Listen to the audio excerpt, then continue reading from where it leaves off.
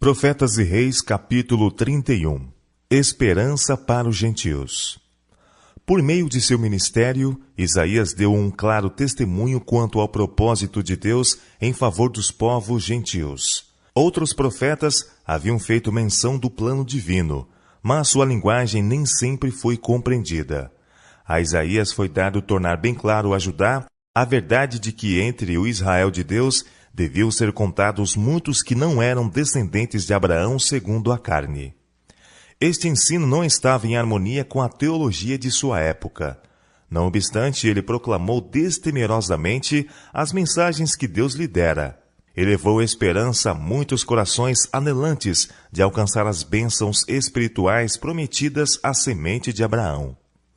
O apóstolo dos gentios, em sua carta aos crentes de Roma, chama a atenção para esta característica do ensino de Isaías. Isaías, ousadamente, declara Paulo, diz: fui achado pelos que me não buscavam, fui manifestado aos que por mim não perguntavam. Romanos capítulo 10, verso 20. Não raro os israelitas pareceram incapazes ou indispostos de compreender os propósitos de Deus para os gentios. Contudo, fora este mesmo propósito que fizera deles um povo separado e os havia estabelecido como uma nação independente entre as nações da terra. Abraão, seu ascendente, a quem a promessa do concerto fora primeiramente feita, havia sido chamado a sair do meio de sua parentela e ir às regiões longínquas, a fim de que pudesse ser portador de luz aos gentios. Embora a promessa a ele incluísse uma posteridade tão numerosa quanto a areia do mar, não foi para qualquer propósito egoístico que ele devia tornar-se o fundador de uma grande nação na terra de Canaã. O concerto de Deus com ele envolvia todas as nações da terra. Abençoar-te-ei, declarou Jeová, e engrandecerei o teu nome, e tu serás uma bênção. E abençoarei os que te abençoarem, e amaldiçoarei os que te amaldiçoarem, e em ti serão benditas todas as famílias da terra. Gênesis capítulo 12, versos 2 e 3. Na repetição do concerto pouco antes do nascimento de Isaque, o propósito de Deus para a humanidade fora mais uma vez tornado claro. Nele serão benditas todas as nações da terra. Gênesis 18, verso 18. Foi a afirmação do Senhor com respeito ao filho da promessa. E mais tarde, o visitante celestial uma vez mais declarou: em tua semente serão benditas todas as nações da terra. Gênesis capítulo 22, verso 18. Os termos todo abrangentes deste concerto eram familiares aos filhos de Abraão e aos filhos de seus filhos. Fora para que os israelitas pudessem ser uma bênção às nações e para que o nome de Deus fosse anunciado em toda a terra, que eles foram libertos do cativeiro egípcio. Se obedientes a seus reclamos, seriam colocados na vanguarda dos outros povos em sabedoria e em entendimento. Mas esta supremacia devia ser alcançada e mantida unicamente para que, por meio deles, o propósito de Deus para todas as nações da terra pudesse ser cumprido. As maravilhosas providências relacionadas com o libertamento de Israel do cativeiro egípcio e com sua posse da terra prometida tinham levado muitos dos pagãos a reconhecerem o Deus de Israel como o supremo dominador. Os egípcios saberão, tinha sido a promessa, que eu sou o Senhor, quando estender a minha mão sobre o Egito e tirar os filhos de Israel do meio deles. Êxodo capítulo 7, verso 5. Até mesmo o orgulhoso faraó foi constrangido a reconhecer o poder de Jeová. Ide, servi ao Senhor, suplicou ele a Moisés e Arão, e abençoai-me também a mim. Êxodo capítulo 12, versos 31 e 32. Ao avançarem as hostes de Israel, verificaram que o conhecimento das poderosas obras do Deus dos Hebreus tinha os precedido, e que alguns entre os pagãos tinham conhecimento de que ele era o verdadeiro Deus. Na ímpia Jericó, o testemunho de uma mulher pagã foi: o Senhor vosso Deus é Deus em cima nos céus e embaixo na terra. Josué capítulo 2, verso 11. O conhecimento de Jeová, que assim tinha vindo a ela, provou ser sua salvação. Pela fé, Raabe, a meretriz, não pereceu com os incrédulos. Hebreus capítulo 11, verso 31. E sua conversão não foi um caso isolado da misericórdia de Deus para com os idólatras que reconheceram sua divina autoridade. No meio da terra, um povo numeroso, os gibeonitas, renunciou ao seu paganismo, unindo-se com Israel e partilhando as bênçãos do concerto. Nenhuma distinção em matéria de nacionalidade, raça ou casta é reconhecida por Deus. Ele é o Criador de toda a humanidade. Os homens são pela criação membros de uma mesma família, e todos são um pela redenção. Cristo veio para derribar todo o muro de separação, para franquear cada compartimento das cortes do templo, a fim de que cada alma pudesse ter livre acesso a Deus. Seu amor é tão amplo, tão profundo, tão pleno, que penetra em toda parte. Ele subtrai à influência de Satanás os que foram iludidos por seus enganos, colocando-os dentro dos limites do trono de Deus, o trono circundado pelo arco-íris da promessa. Não há em Cristo judeu ou grego, servo ou livre. Nos anos que se seguiram à ocupação da terra prometida, os beneficentes desígnios de Jeová para a salvação dos gentios foram quase totalmente perdidos de vista, e foi necessário que o Senhor expusesse de novo seu plano.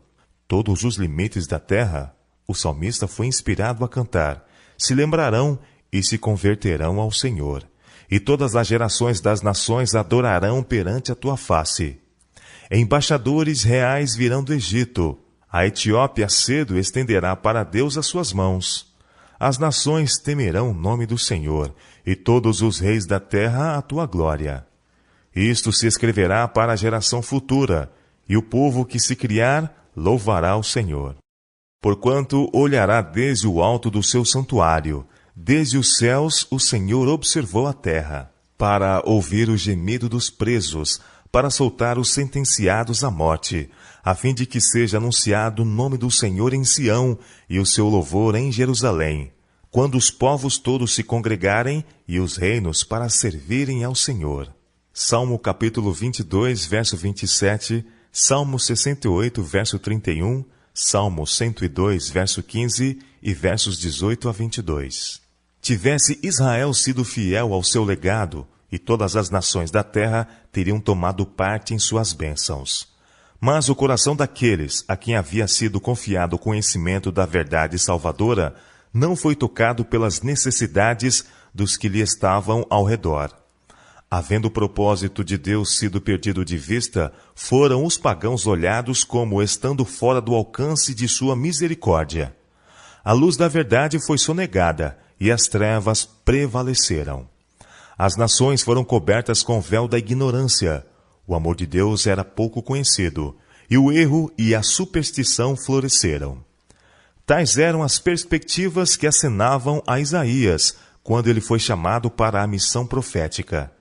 Mas ele não se desencorajou, pois em seus ouvidos soava o coro triunfal dos anjos ao redor do trono de Deus. Toda a terra está cheia de sua glória. Isaías capítulo 3, verso 6. E sua fé foi fortalecida pela visão de gloriosas conquistas da parte da Igreja de Deus, quando a terra devia estar cheia do conhecimento do Senhor, como as águas cobrem o mar. A máscara do rosto, com que todos os povos andam cobertos, e o véu com que todas as nações se escondem, deviam finalmente ser destruídos. O Espírito de Deus seria derramado sobre toda a carne. Os que tivessem fome e sede de justiça deviam ser contados entre o Israel de Deus. Brotarão entre a erva, como salgueiros junto aos ribeiros das águas, disse o profeta. Este dirá, eu sou do Senhor, e aquele se chamará do nome de Jacó, e aquele outro escreverá com a sua mão, eu sou do Senhor, e por sobrenome tomará o nome de Israel. Isaías capítulo 44, versos 4 e 5. Ao profeta foi dada uma revelação do misericordioso propósito de Deus em espalhar a impenitente Judá entre as nações da terra. O meu povo saberá o meu nome, o Senhor declarou, porque eu mesmo sou o que digo, eis-me aqui. Isaías capítulo 52, verso 6. E não somente eles mesmos deviam aprender a lição de obediência e confiança. Nos lugares do seu exílio, deviam também repartir com outros o conhecimento do Deus vivo. Muitos dentre os filhos dos estrangeiros deviam aprender a amá-lo como seu Criador e seu Redentor. Deviam começar a observância do seu santo dia de sábado como um memorial ao seu poder criador.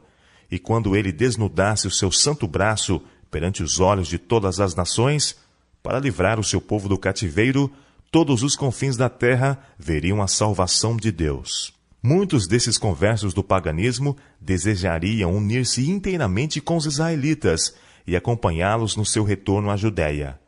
Nenhum desses devia dizer: de todo me apartará o Senhor do seu povo. Pois a palavra de Deus, por meio de seus profetas, a esses que haveriam de se entregar a ele e observar sua lei, era que eles deviam daí em diante ser contados entre o Israel espiritual, sua igreja na terra. E aos olhos dos estrangeiros que se chegarem ao Senhor para o servirem e para amarem o nome do Senhor, sendo deste modo servos seus, todos os que guardarem o sábado, não o profanando, e os que abraçarem o meu concerto, também os levarei ao meu santo monte, e os festejarei na minha casa de oração.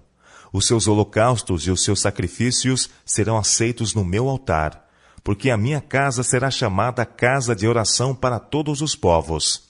Assim diz o Senhor Jeová, que ajunta os dispersos de Israel. Ainda ajuntarei outros aos que já se lhe ajuntaram. Isaías capítulo 56, versos 6 e 8. Ao profeta fora permitido perscrutar os séculos futuros, ao tempo do advento do prometido Messias. De início, ele contemplou apenas angústia e escuridão, entenebrecimento e ânsias. Isaías capítulo 8, verso 22.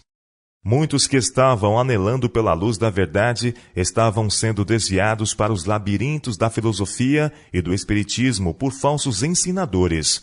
Outros estavam pondo a sua confiança numa forma de piedade, mas não estavam levando verdadeira santidade à vida prática. As perspectivas pareciam desesperadoras, mas logo a cena mudou, e ante os olhos do profeta abriu-se maravilhosa visão. Ele viu surgir o sol da justiça, trazendo salvação sob suas asas, e absorto em admiração exclamou: mas a terra que foi angustiada não será entenebrecida. Ele envileceu nos primeiros tempos a terra de Zebulon e a terra de Naphtali, mas nos últimos a enobreceu junto ao caminho do mar, além do Jordão, a Galiléia dos gentios. O povo que andava em trevas viu uma grande luz, e sobre os que habitavam na região da sombra da morte resplandeceu a luz. Isaías capítulo 9, versos 1 e 2. Esta gloriosa luz do mundo devia levar a salvação a cada nação, tribo, língua e povo.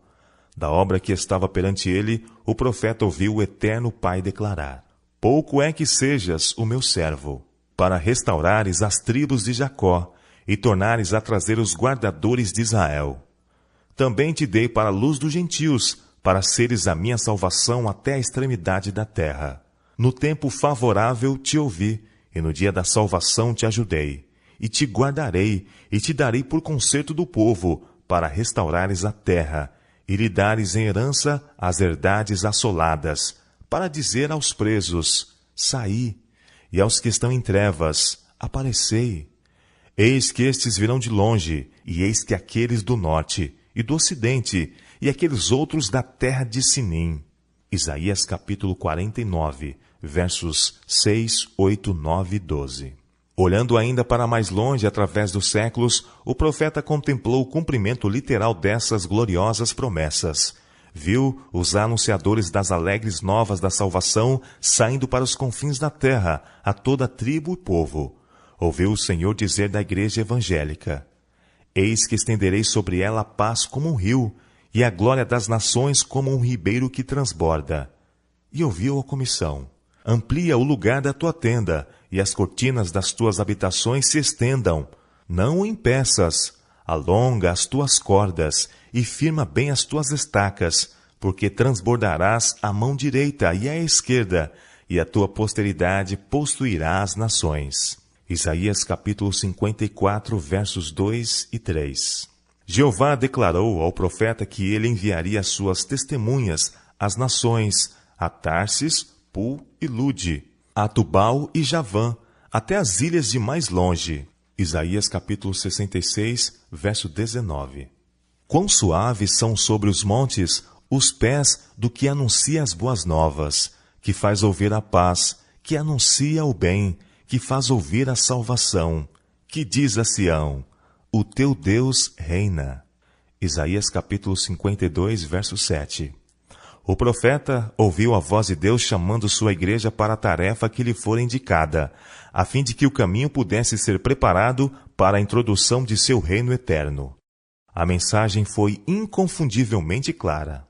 Levanta-te, resplandece, porque já vem a tua luz, e a glória do Senhor vai nascendo sobre ti. Porque eis que as trevas cobriram a terra, e a escuridão os povos. Mas sobre ti o Senhor virá surgindo, e a sua glória se verá sobre ti, e as nações caminharão à tua luz, e os reis ao resplendor que te nasceu. Levanta em redor os teus olhos, e vê. Todos estes já se ajuntaram, e vêm a ti. Teus filhos virão de longe, e as tuas filhas se criarão ao teu lado. E os filhos dos estrangeiros edificarão os teus muros, e os seus reis te servirão. Porque no meu furor te feri, mas na minha benignidade tive misericórdia de ti. E as tuas portas estarão abertas de contínuo.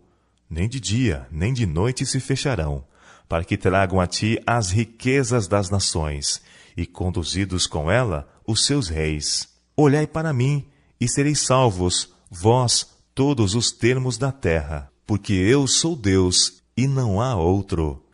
Isaías capítulo 60, versos 1 a 4, versos 10 e 11.